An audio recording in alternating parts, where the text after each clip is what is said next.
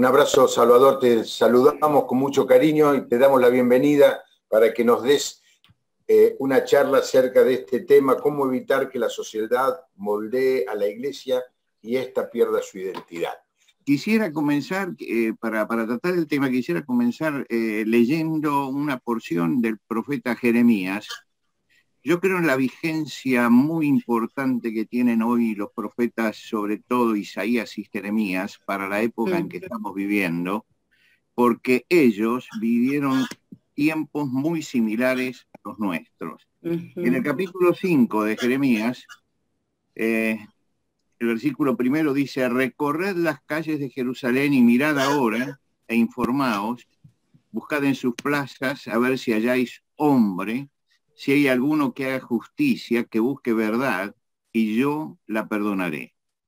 Aunque digan, vive Jehová, juran falsamente. Oh Jehová, ¿no miran tus ojos a la verdad? Los azotaste y no les dolió. Los consumiste y no quisieron recibir corrección. Endurecieron su rostro más que la piedra, no quisieron convertirse. Pero yo dije, ciertamente estos son pobres, han enloquecido, pues no conocen el camino de Jehová y el juicio de Dios. Iré a los grandes y les hablaré, porque ellos conocen el camino de Jehová, el juicio de Dios. Pero ellos también quebraron el yugo y rompieron las coyundas. Es tristísimo el panorama que plantea aquí Jeremías, pero hace algo muy importante que creo que es la obligación que tenemos todos nosotros, que es salir a caminar la ciudad para pulsar la realidad. Es decir, salir del ámbito en que nosotros estamos y nos sentimos cómodos, ahora se le dice ámbito de confort, salir del ámbito de confort y empezar a mirar qué es lo que pasa afuera. Es decir, tener una visión clara de lo que está sucediendo. Y allí él ve que el pueblo está perdiendo su identidad.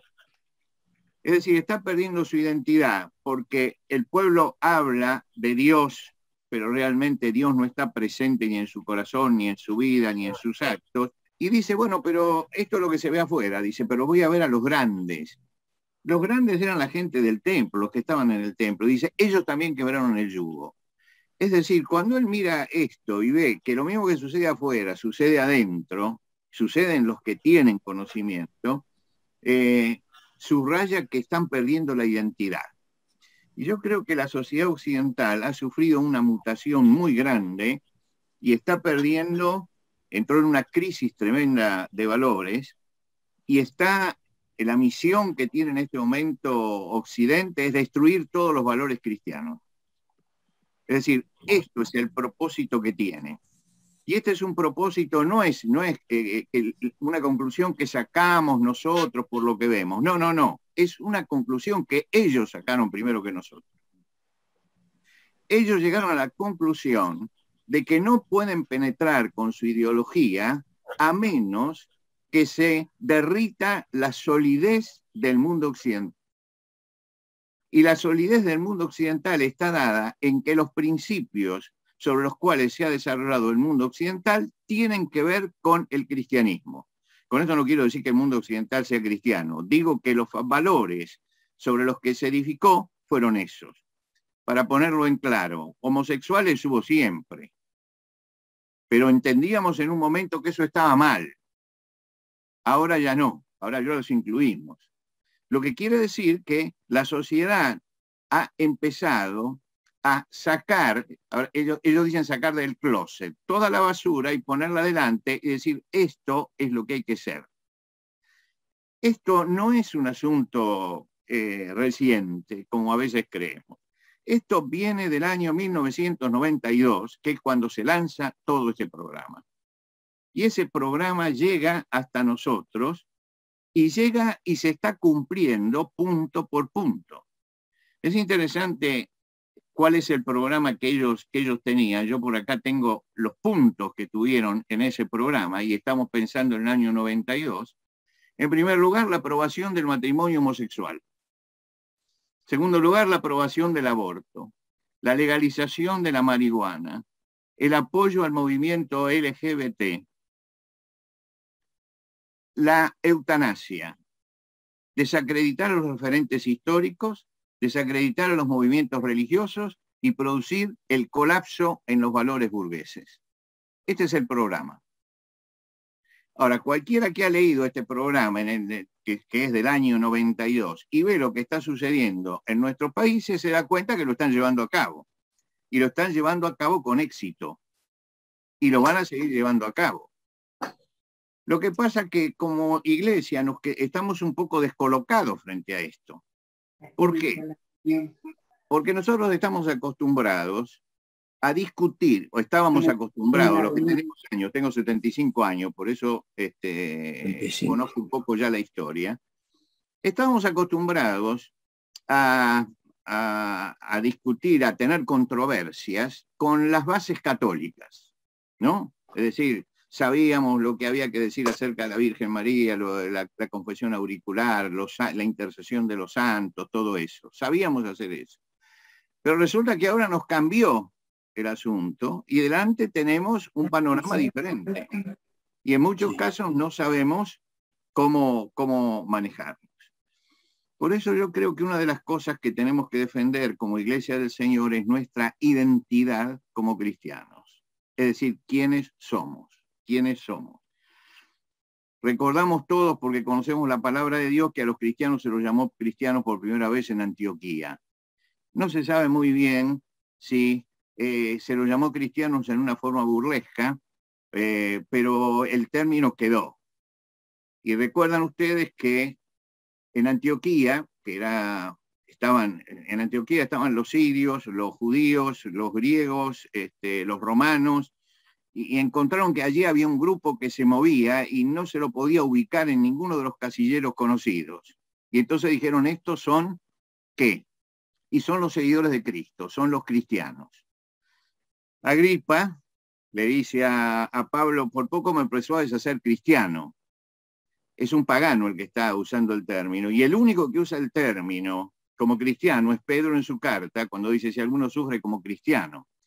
Por eso digo que algunos piensan que fue un término de burla el hecho de decirle cristiano, pero indudablemente ser cristiano no era tener una religión, sino era tener una identidad. Una identidad que permeaba toda la personalidad. Cuando me propusieron que tratara este tema por primera vez, inmediatamente me busqué entre las cartas de un amigo, y ese amigo me escribió, con los desmanes y desviaciones de los evangélicos, ya tengo suficiente para entristecerme. Nos ha tocado un tiempo tal vez como el que Pablo le dice a Timoteo, tiempos peligrosos. ¿Estamos en un proceso de perder la identidad cristiana? Y la pregunta, mi amigo que me escribe esta carta, que es un pastor y es un pastor de años, es un hombre muy inteligente, y él dice, uno de los problemas que estamos teniendo frente a todo esto, los peligros que estamos corriendo, es perder la identidad cristiana. Consulté a otra persona acerca de este tema y me dijo, mira, dice, hay tres cosas fundamentales que se están viendo que forman el deterioro. En primer lugar, que se rebajó la autoridad de la palabra de Dios.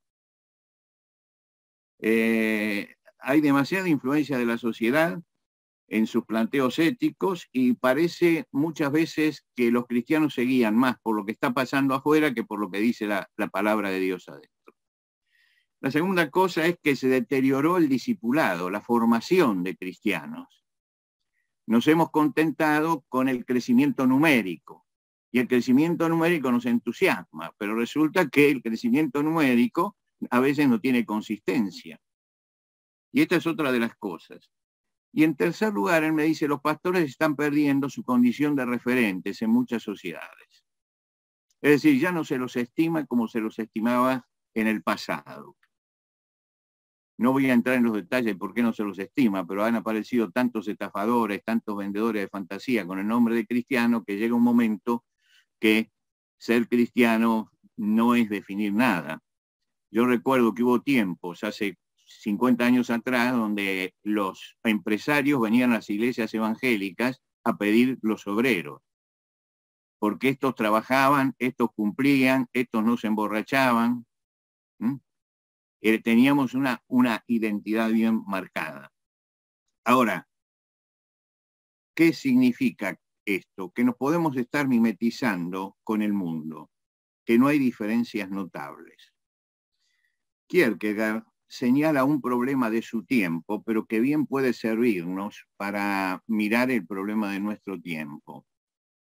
Usted sabe que él se levantó contra lo que él llamaba la cristiandad, que no es lo mismo que el cristianismo, ¿no? La cristiandad es otra cosa. Y entonces él escribe sobre eso y dice, es necesario aclarar esto.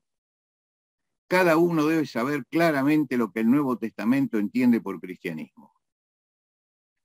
De modo que pueda elegir entre llegar a ser un cristiano o no quererlo ser, pero seriamente, deliberadamente.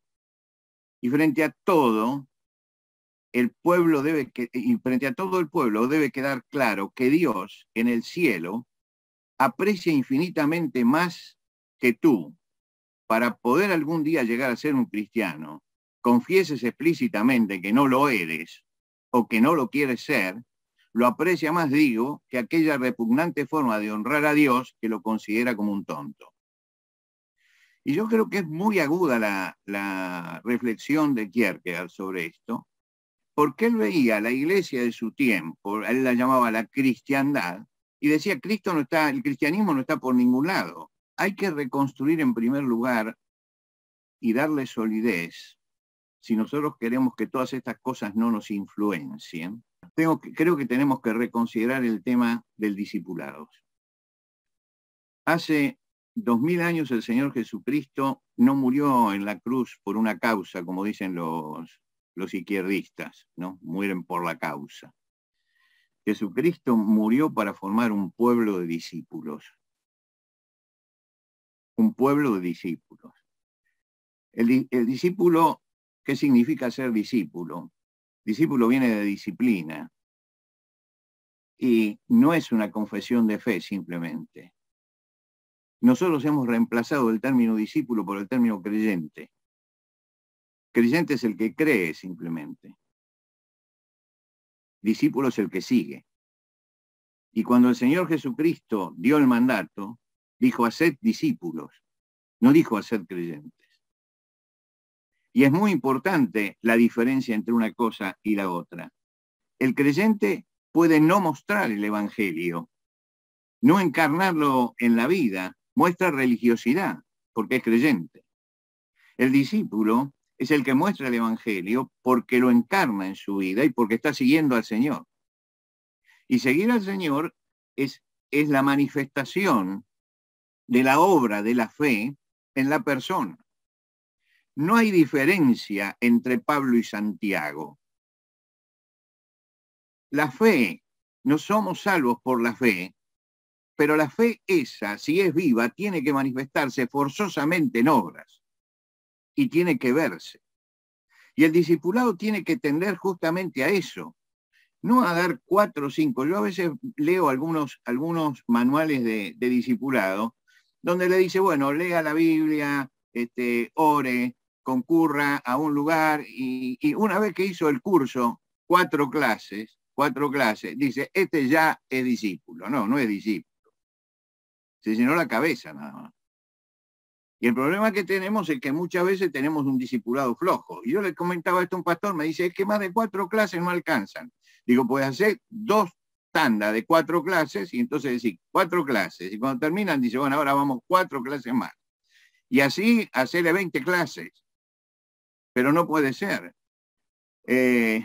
Cirilo de Alejandría, creo que era, para discipular, tenía un programa de un año de trabajo constante sobre la persona.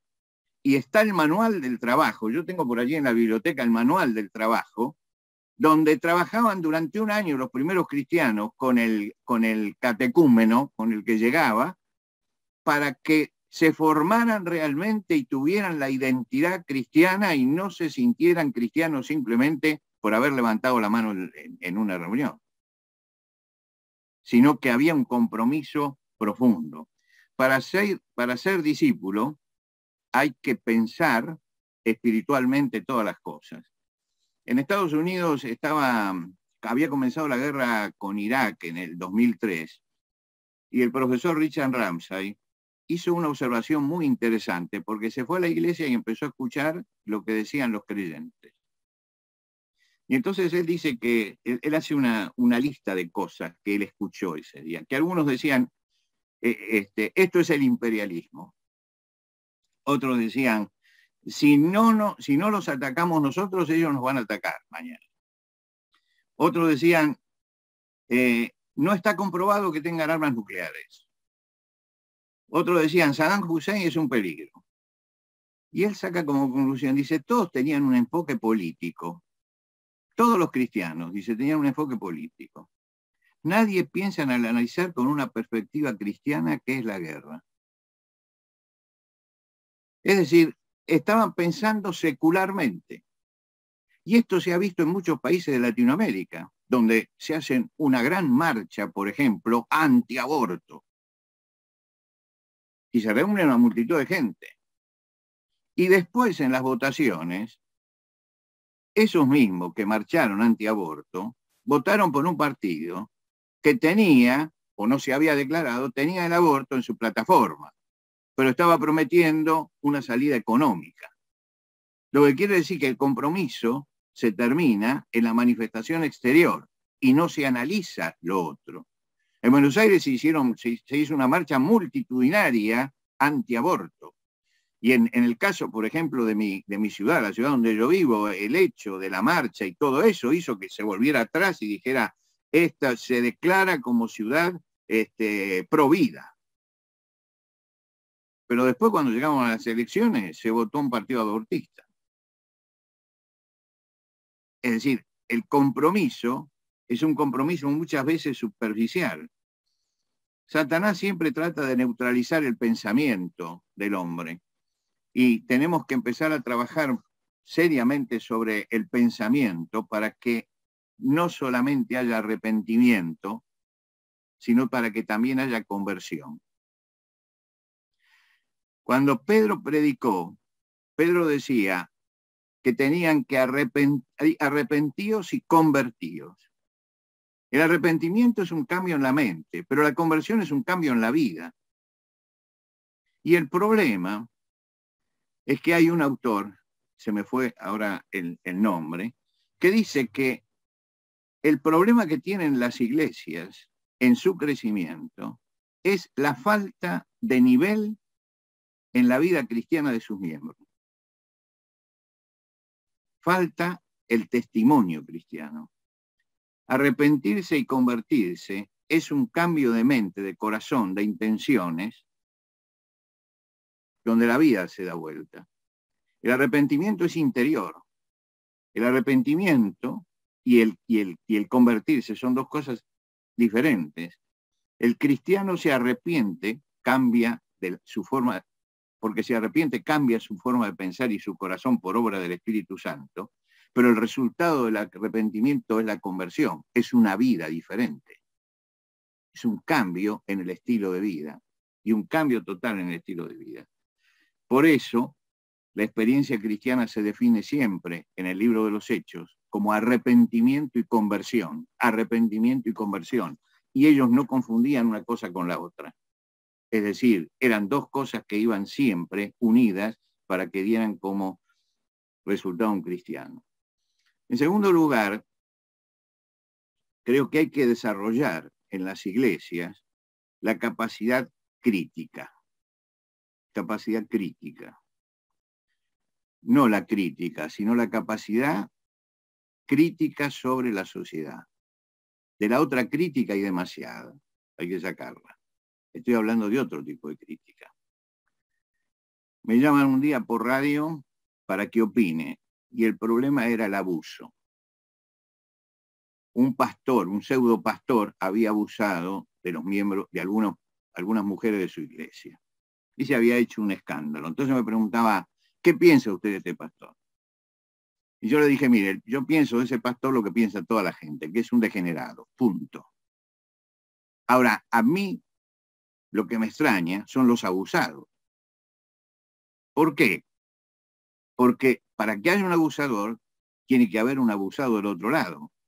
Ese abusado no se daba cuenta que estaba siguiendo un estafador, no se daba cuenta que le estaba sacando el dinero, no se daba cuenta que lo estaban aislando de su familia y de su entorno, no se daba cuenta de que lo estaban engañando. Es decir, muchas veces nos centramos y no miramos que lo que está abajo no tiene consistencia y le faltaban todas esas cosas. ¿Y qué es lo que faltaba allí? Falta de discernimiento. Discernimiento. Discriminar entre la verdad y la mentira. Y esto es un síntoma de una cultura en crisis como la nuestra. No diferenciar entre la verdad y la mentira. Fíjese que hablamos de la posverdad. ¿Y por qué hablamos de la posverdad? Como tituló un cronista en un diario de Buenos Aires, la posverdad no es más que la mentira. La vieja mentira que le cambiaron de nombre, nada más. Pero la posverdad se la llama posverdad justamente porque empiezan a repetirse todas esas mentiras y terminan tomándose como si fueran verdades. Y nosotros tenemos que luchar por eso. ¿Y cómo se lucha con eso? Haciendo que la gente tenga discernimiento, que sepa discriminar entre la verdad y la mentira, que sepa desarrollar el sentido crítico. Yo creo que una de las cosas que tenemos que enseñar es a desarrollar el sentido crítico frente a la realidad. La Iglesia Evangélica latinoamericana, sobre todo, usa un criterio en muchas partes, un criterio prohibicionista. No veas, no toques, no te acerques. Pero resulta que basta que usted le diga a un adolescente, no veas, no toques, no te acerques, para que le crean un centro de atención. Y lo mismo sucede con una persona mayor. Crear un centro de atracción malsana es lo único que logra la prohibición. Lo que necesitamos es desarrollar el sentido crítico de la persona. Les cuento una experiencia que tuve en una iglesia que me invitaron para hablar tenía que ser una campaña de evangelización. Estaba haciendo la campaña de evangelización y al pastor se le ocurrió si el sábado yo podía hablar para todos los matrimonios, pero para los matrimonios de la iglesia. Entonces le dije sí. Digo, el sábado a la tarde, entonces me reúno con los matrimonios de la iglesia y hablo de eso. Y me dice, ¿cuál va a ser su tema? ¿De qué va a hablar? Y le digo, voy a hablar de los Simpsons. Cuando el pastor me escuchó hablar de los Simpsons, casi se desmaya. Dice, no, acá nadie mira a los Simpsons. Dice, yo se lo prohibí a todo el mundo. Digo, permítame, pastor, que hable de los Simpsons. Entonces yo tenía unos PowerPoint, y en el PowerPoint aparecían todos los Simpsons, pero todos los personajes de los Simpsons. Y lo primero que hice fue poner delante de todos los personajes de los Simpsons. Digo, ¿ustedes lo conocen? ¿Cómo se llama fulano, mengano, sutano? Resulta que la iglesia conocía todos los nombres de todos. Quiere decir, el pastor había prohibido y se había quedado tranquilo. Pero resulta que toda la gente lo seguía mirando. Entonces yo le dije, bueno, vamos a estudiar un poco los Simpsons. Y ahí traía pedacitos de los programas de los Simpsons. Me vi 3 temporadas completas para hacer eso. Y entonces empecé a mostrar. Y digo, miren, es así como funciona una familia disfuncional. Fíjense el rol que tiene en este caso la madre. Fíjense ustedes el rol del hijo. Fíjense cómo manejan la autoridad. Fíjense cómo reaccionan los hijos frente a la autoridad. Fíjense quién es la persona más madura y la hija más chica. Bueno, digo, esta es la familia que estamos haciendo. Ahora, lo podemos mirar, pero no lo vamos a tomar como ejemplo. Pero el asunto es que desarrollemos el sentido crítico. Y yo creo que en ese momento ellos entendieron, no lo que eran los Simpsons, entendieron lo que tiene que ser para un cristiano el sentido crítico, que tiene que saber analizar lo que tiene delante y saber lo que va para un lado, lo que va para el otro, lo que es bueno, lo que no es bueno. Y creo que nos tenemos que empezar a dedicar a hacer eso. Porque la gente está recibiendo una andanada a través de los medios de cosas que no las podemos contrarrestar con una predicación el domingo y otra el miércoles. Entonces tenemos que enseñar a distinguir y diferenciar entre lo bueno y lo malo. Recordemos siempre, Isaías dice, mi pueblo fue llevado cautivo porque no tuvo conocimiento. Mi pueblo fue destruido, dice Oseas, porque le faltó conocimiento. casi digo, mi pueblo fue talado porque le faltó conocimiento, porque yo aprendí con la 1909 y muchas veces repito versículos de la 1909. Porque mi pueblo es necio, decía Jeremías, no me conocieron, sus hijos ignorantes, no son entendidos. Es decir, que está diciendo, es gente que no desarrolló el sentido crítico. Ahora, hay que desarrollar esa capacidad. En último lugar, hay que adecuar a la predicación a los nuevos tiempos. A mí me cuesta. A mí me costó mucho la pandemia. Me dijeron, si quiere mandar los mensajes por WhatsApp, tienen que los mensajes durar 10 minutos. Yo dije, escúchame, yo hablo de 35 a 40. ¿Cómo hacemos? Haga un sermón de 10 minutos. Discutí, finalmente aprendí.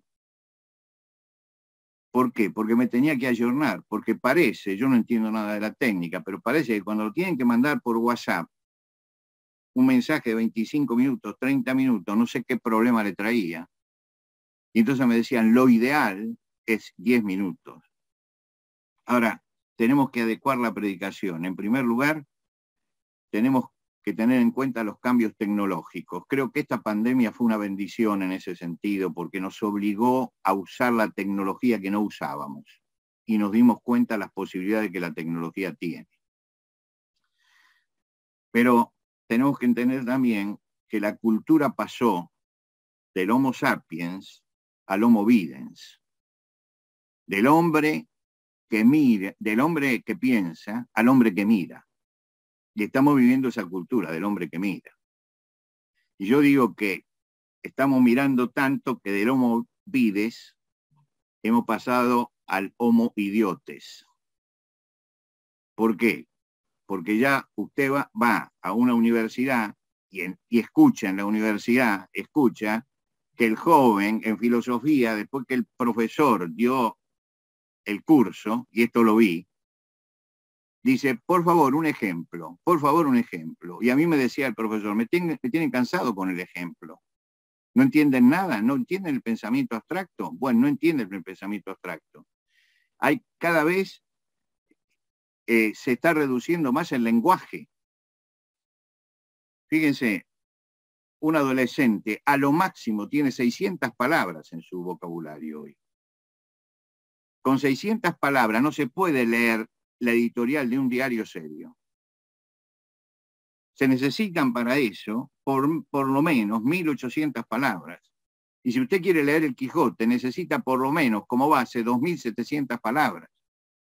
Ahora, el adolescente está con 600 palabras. De las 600 palabras, 300 son anglicismos. ¿Qué pasó? Que nosotros vamos y leemos la versión 60. Los jóvenes ya no entienden la versión 60. Muchas de las cosas que dice la Biblia en la versión 60 no la entienden. Le voy a decir más. Un pastor me decía, y no es un pastor de un pueblito, un pastor de una iglesia de un alto nivel económico y de profesionales, me decían, los jóvenes ya no entienden ni siquiera Dios habla hoy, la versión popular. Quiere decir que tenemos que empezar a adaptarnos a un tiempo donde hay una disminución en la capacidad para captar el lenguaje abstracto. Y entonces necesito recurrir al ejemplo, a la anécdota, a la comparación, pero siempre visual, porque estamos en una cultura visual en este momento. Ahora, se puede hacer una película, un telefilm o lo que sea con un evangelio, el evangelio según San Mateo, por ejemplo, que lo hizo Pasolini. Pero no se puede hacer una película para explicar la carta a los romanos o Primera Juan. Y ahí uno tiene que empezar a buscar la forma de que la predicación comunique realmente lo que la palabra de Dios dice. Yo creo que el predicador tiene hoy dos trabajos. El primer trabajo es preparar la exposición del tema. Y el segundo trabajo, estudiar la forma de hacerlo comprensible al público medio y adecuar al vocabulario que la gente, al vocabulario reducido que la gente tiene. porque si no hay una incomunicación en la predicación. Y si no comunicamos, la predicación es comunicación. La predicación tiene que ser directa. La gente ya no entiende ciertas cosas. Me pidieron que hablara en un lugar sobre la seriedad de la vida. La seriedad de la vida. Y uno de los subtemas era la importancia de la familia. Entonces, yo podía decir, póngale límites a sus hijos, alértelos sobre el sexo. Y vi que la gente recibía eso como quien oye llover. Entonces cambié. Y le dije, mire, ponga a su hijo disciplina de trabajo. A los 18 años tiene que mantenerse. Tiene que colaborar con la casa, aunque la casa no lo necesite, porque hay que formarle la cultura del trabajo y hay que empezarlas a formar antes de los 18 años. Yo empecé a los 12 años con cultura del trabajo. Pero a los 18 años ya tiene que mantenerse. Si quiere tener una novia enamorada o lo que sea, tiene que tener estabilidad laboral y no le permita que la tenga si no tiene estabilidad laboral. Bueno, eso fue lo más agradecido. La gente agradecía eso. ¿Por qué? Porque había sido práctico, porque les había hablado de las cosas cotidianas y no le había dado una abstracción. Porque la gente está buscando eso, una predicación que tiene que ser actualizada. Y tiene que ser actualizada porque la gente de nuestra iglesia tiene que enfrentar la sociedad todos los días como la enfrentamos nosotros. En la sociedad tiene problemas morales, él tiene además problemas familiares, económicos, espirituales. Y yo digo que hay que predicar el domingo pensando en el lunes, no pensando en el domingo, sino pensando en el lunes. Me acuerdo en mi adolescencia, no sé cuántos sermones me escuché sobre el tabernáculo.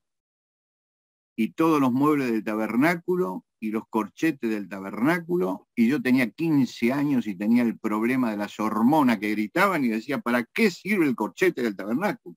¿Por qué? Porque tal vez era una maravilla lo que estaban contando y diciendo del tabernáculo. Pero el problema mío era otro, y el problema de los jóvenes era otro. Y a pesar de que se habían traído una maquetita y todo, a nosotros salíamos y no podíamos aplicar nada de los famosos corchetes, que después de mucho tiempo me enteré que eran ganchos. Lo que quiere decir que no teníamos la educación que realmente necesitábamos porque no había una comunicación para nosotros. Y esto es algo muy importante. Yo creo que hay que empezar a trabajar fundamentalmente en las nuevas generaciones. Una estadística que me facilitó un hermano que es pastor y es médico y que está siempre con estadísticas, me dijo, se calcula que el 40% de los hijos de cristianos abandonan la iglesia en la adolescencia. Y no es porque el mundo se lo llevó, sino por un mal trabajo formativo. La iglesia tiene que poner el acento en este momento en los niños, los adolescentes y los jóvenes. Tiene que poner el acento allí. Porque si no ponemos el acento allí, entonces estamos hipotecando el futuro. Como el último punto se lo menciono nada más, no hay que despersonalizar a la iglesia. Hay que buscar tener la relación interpersonal. Y esto es muy importante. Ayer se abrió en nuestra iglesia la reunión presencial de los jóvenes. Usted no sabe, después de no sé cuánto tiempo que no hay una reunión presencial, se abrió con todo el protocolo, pero se abrió. Usted tiene que ver lo que era eso, el entusiasmo de esos jóvenes, la necesidad que tenían del otro. Yo me quedé mirando y me quedé asombrado. Digo, estaban necesitando verse por lo menos, chocar el puño, porque ahora nos saludamos a los puñetazos, pero chocar el puño, hacer esto, era importante. Y esos muchachitos son la iglesia que nos espera, la iglesia que viene detrás nuestro, y sobre ellos tenemos que trabajar. Es la forma en que la luz se pone sobre la mesa, en que la luz ilumina sobre el monte y que la sal vuelve a ser salada. creo que haciendo alguna de estas cosas aportamos a que todo eso sea una realidad. Los aportes, comentarios o preguntas que quieran, este es el momento. Levantan la mano. Serafín Contreras, Serafín Contreras. Gracias, Amado. Creo que el punto que para mí me llamó mucho la atención del hermano Salvador es el discipulado. Yo creo que definitivamente perdimos el discipulado. Y yo conocí al Señor hace 58 años, era un jovencito. Y cuando yo miro la iglesia donde yo me levanté, en primer lugar, habían tres instituciones muy buenas que en alguna manera nos discipulaban. Primero era la escuela. Aunque no eran escuelas cristianas, yo tenía una materia en mi clase que era historia sagrada. Así que en alguna manera ahí contribuían con eso. En segundo lugar es el hogar. El Señor siempre insistió, enséñale a tus hijos, enséñale a tus hijos. Y perdimos la escuela, perdimos el hogar porque los padres no han discipulado a sus hijos. Estamos perdiendo la iglesia. Porque yo recuerdo que en la iglesia donde yo me convertí, había discipulado en todo. ¿En qué sentido? En los himnos.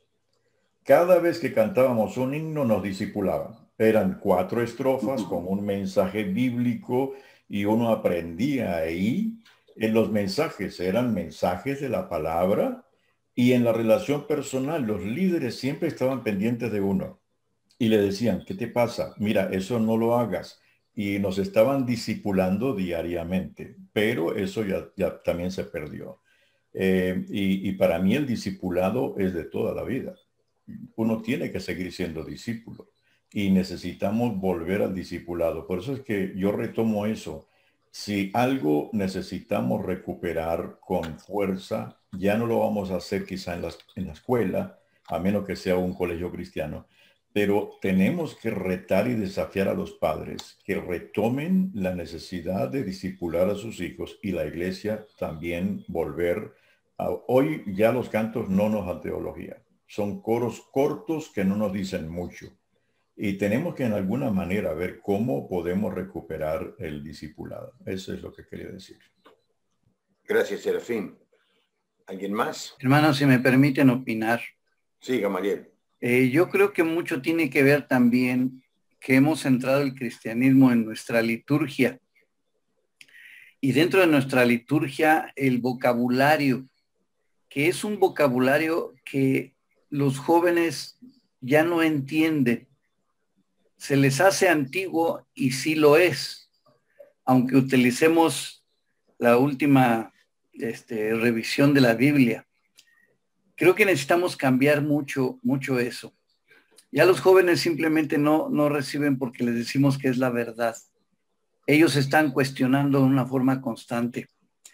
Aquí en el centro de rehabilitación, hace 8 días, tuvimos a un joven. Él está en la universidad estudiando ingeniería química.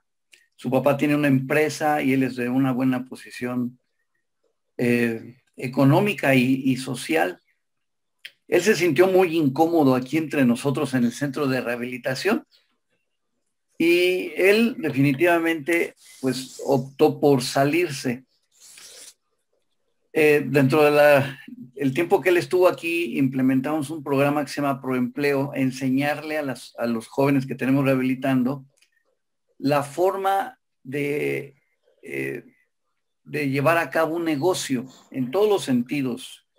Mercadotecnia, contabilidad, o sea, todo. Y entonces un requisito es que, aunque él se saliera, iba a seguir con ese programa. Y el viernes pasado concluyó el programa y yo me vi muy, muy sorprendido.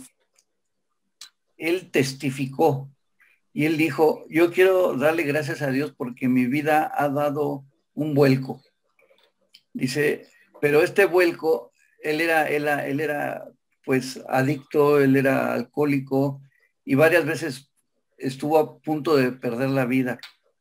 Dice, y yo entré a reto para salvar mi vida, pero he obtenido algo más. He obtenido realmente al autor de la vida. Y si yo creo en Dios, hizo algo, dice, no creo como muchos cristianos, refiriéndose a la forma a veces de comportarnos, de poner las prohibiciones. Dice, pero yo creo en Dios y he tenido una vida nueva y doy gracias a Dios. Pero sí me he dado cuenta con los jóvenes que tratamos, vienen de la calle totalmente. Y si nosotros les habláramos algo que ya decimos en Reto, en una forma tan aleluya, no entenderían. Necesitamos ajustar los términos. No estoy hablando de cambiar la palabra, sino la forma en que se lo damos, en una forma más moderna, más actual, más contemporánea. Es mi opinión. Gracias, Gamaliel. Es una pregunta para el hermano que hizo la ponencia esta noche. ¿Quién hizo el programa en 1992 para desmantelar el cristianismo?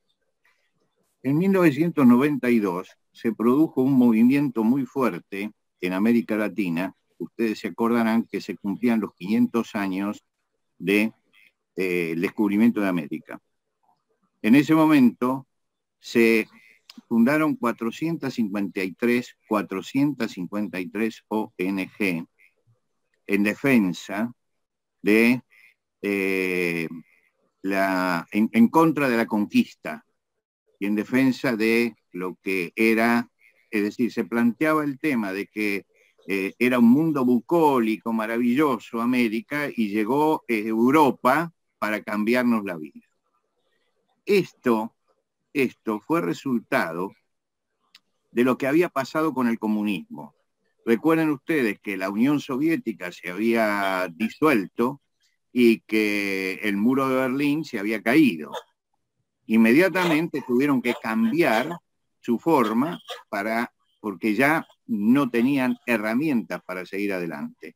En 1992 se reúne el Foro de Sao Paulo, y el Foro de Sao Paulo es una reunión que se hace en Sao Paulo justamente de todos los donde participaron todos los países y los presidentes de izquierda, y ahí se elaboró el proyecto este.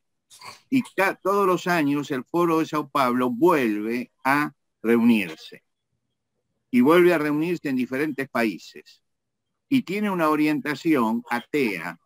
Y en esa orientación está poner todas estas cosas. Es una izquierda destructiva.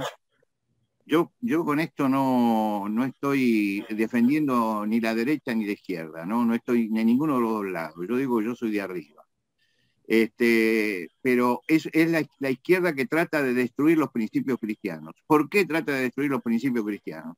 Porque fracasó el proyecto en Alemania al caerse el muro de Berlín, y fracasó el proyecto en Rusia al deshacerse de la Unión Soviética. Entonces, ellos vuelven al manifiesto comunista. Y el manifiesto comunista dice que es demasiado sólido Occidente como para que penetre algo. Hay que disolver los sólidos. ¿Disolver los sólidos qué significa? Significa que hay que romper lo que es la hegemonía de Occidente en los principios morales que tiene. Y desde allí ellos se dedicaron a cumplir eso de derretir los sólidos, porque el comunismo únicamente iba a entrar en América Latina si se podía destruir y derretir lo que era sólido en la cultura. ¿Y qué era lo que era sólido en la cultura? Justamente eran todos los principios estos que mencionamos, los principios cristianos. Y empezaron a predicar eso para disolver la solidez del mundo cristiano, del mundo occidental, perdón. Allí esto se sigue hasta ahora. Lo que pasa es que nosotros tenemos que leer. El problema que tenemos, perdón, que insista en algunas cosas. Denme un minuto nada más. El problema es que muchas veces nosotros llegamos tarde a las cosas. Como iglesia llegamos tarde. ¿Por qué? Porque empezamos a hablar del aborto cuando ya la sociedad estaba hablando y estaba buscando que el aborto llegara. Nos tenemos que adelantar. Si usted mira la lista, del aborto se podía hablar a fin del siglo pasado. Ahí había que hablar, y había que formar, y había que empezar para ir antes que ellos. Yo me acuerdo que en el año 2007, lo busqué justamente ayer, yo estaba predicando y enseñando en la iglesia sobre la eutanasia. ¿Por qué? Porque ahora lo que viene es la eutanasia. Ahora la próxima ley que van a poner es la eutanasia. Y la eutanasia la van a presentar, yo puedo decir hasta cómo la van a presentar, la van a presentar como el buen morir, esto y lo otro, y después van a aplicar la eutanasia para vaciar las terapias intensivas de los hospitales cuando tengan exceso de gente. Esto es lo que se viene ahora. Por lo tanto, sobre esto hay que trabajar adelantándonos al proyecto. Uno tiene que agarrar el listado de las cosas y tiene que predicarlo antes, enseñarlo antes. Y creo que la Iglesia tiene que adelantarse a todas estas cosas y no estar siempre a la defensiva, que la agenda, presentan la agenda y entonces yo me defiendo. Presentan la agenda y me defiendo. Alguna vez tengo que comenzar yo marcando los principios antes que la agenda llegue. No sé si he sido claro, hermano. Pero... Sí. Gracias, Salvador. Sí, vamos a dar un espacio para más comentarios, preguntas. Sí, Mauricio. Sí, buenas noches, hermanos. Creo que es muy importante la autocrítica de nosotros como iglesia. El hermano Salvador mencionaba que muchas iglesias tuvimos que adaptarnos a este contexto de la pandemia, y muchas veces como iglesia, quizá, como decimos acá en Nicaragua, nos dejamos robar el mandado, nos dejamos tomar la iniciativa en muchos aspectos. Y este fue un ejemplo, lo de la pandemia. La iglesia venía rezagada en cuanto a nuevas formas de presentar el evangelio, nuevas formas de discipular. Y esto que estamos haciendo hoy mismo es un ejemplo. Es un ejemplo. Nosotros muchas veces, lamentablemente, a veces, como iglesia satanizamos algunas cosas. Yo recuerdo cuando se decía el internet, eso es lo más diabólico que existe. Y sí, estamos conscientes que hay muchas aplicaciones que tienen fines perversos. Sin embargo, pienso que en el contexto que estamos viviendo y en lo que se nos viene, tenemos que ser sagaces, como dice la palabra, e ir un poco adelante y no dejar, como decía, acaba de decir la hermana Salvador, me quitó la palabra, dejar de ser reactivos y tener que ser proactivos en cuanto a la incidencia que tengamos en nuestros países, en nuestras sociedades. Y sobre todo, si una iglesia no se preocupa, la iglesia que no se preocupa por formar a sus jóvenes, por formar a sus niños, es una iglesia que está condenada a desaparecer en las siguientes generaciones. Solo eso. Gracias, Mauricio. Sí, Luis Magín. Bueno, hermanos, sabemos que el posmodernismo, que creo que el hermano Salvador todo lo que dijo lo giró en torno a esta idea, es una visión de la cultura y de la sociedad sin absolutos, sin certidumbre, sin bases fijas, que se deleita en el pluralismo, la divergencia frente a los valores cristianos y principios cristianos tradicionales. De manera pues que el cuestionamiento y el revisionismo son los conceptos favoritos del posmodernismo. Ahora, yo creo, como lo dije en la reunión pasada, que el posmodernismo debe verse como un desafío, más que como una amenaza. La Iglesia, que ya está consciente de este desafío, debe examinar todo material que trate sobre este tema. La verdad es que no hay expertos en este tema, pero sí personas e instituciones cristianas que están conscientes de este reto.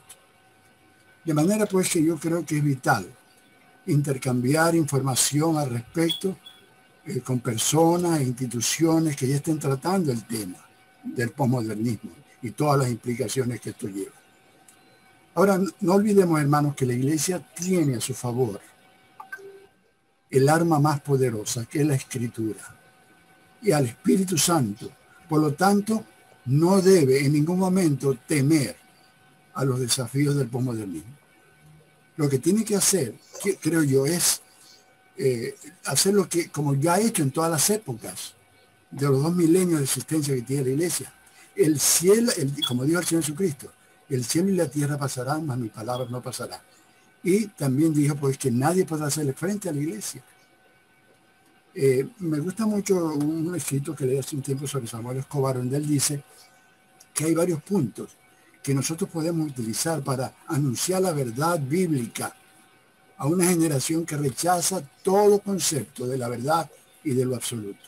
Él decía primero, permitir a la Sagrada Escritura que sea la Escritura, sin negociarla, absolutamente. Ser en eso muy fundamentalista. Luego, acercarnos a la Biblia, no solo con la razón, sino también descubrir los aspectos emocionales, relacionales, imaginativos, humanos de la espiritualidad bíblica realmente. También decía el hermano Escobar que nuestra apologética debe ser relacional, debe ser evangelizadora, debe ser promotora de una vida de santidad. Los creyentes tenemos que ser ejemplos vivos de pureza, honestidad, amor, y presentar a Jesucristo en toda su plenitud. Yo creo que si ponemos en práctica estos principios, realmente estamos levantando un muro de contención bastante poderoso frente al posmodernismo. Voy a hacer yo un comentario ahora. Con respecto al tema del discipulado, la cosa más inteligente que escuché últimamente fue un aporte de Lucas Ley. Y tiene que ver con un comentario que hizo Salvador sobre la responsabilidad y la necesidad que todos tenemos de educar a nuestros niños y a nuestros adolescentes y a nuestros jóvenes. Y la verdad que lo que yo leí de él quizás sea muy teórico. La primera cosa que le pregunté es dónde hay una iglesia que ya lo esté aplicando, pero él habló del discipulado transgeneracional. Y me pareció un aporte muy, muy interesante. Si ustedes me permiten, yo un día de esto lo voy a invitar, porque él a mí me abrió los ojos. Siempre pensamos en un discipulado de una persona a otra, pero él habló de que voy a resumir en los de 60 discipulen a los de 50, los de 50 discipulen a los de 40, los de 40 discipulen a los de 30, y lo desarrolló de una manera muy, muy inteligente. Así que me parece que ese es un